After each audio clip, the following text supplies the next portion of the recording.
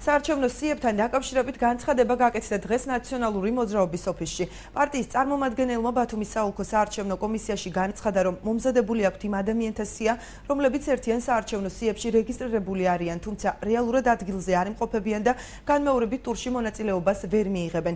მაგალითად არიან ნაოსნობაში, პატიმრობაში, არიან გარდაცვლილები და ასე შემდეგ.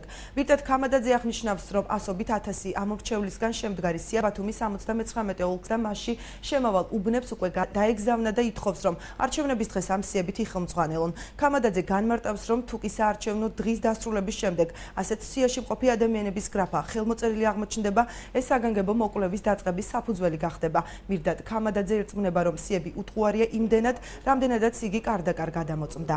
იცნობენ უბნებს და მეზობლებს თავიანთ ვინც ადმინისტრირება და ასე შემდეგ, იმათ მიერ გადამოწმებული და შესწავლის სიები. ამ სიაში მითითებული ადამიანი თუ აღმოჩნდება, რომ ის ნამყოფია საუბნო საარჩევნო კომისიაზე და მონაწილეობა მიღებული აქვს კენჭისყრაზე, ეს უკვე იქნება საფუძვლიანი ეჭვი, რომ კონკრეტულად იმ პიროვნების გადამოწმება მოხდეს და თუ ეს ადამიანი დადასტურდება, რომ რეალურად არ არის ჩამოსული საქართველოში, დაუყოვნებლივ გადაეცემა ეს მასალების შესაბამის სამართალდამცავ ორგანოს.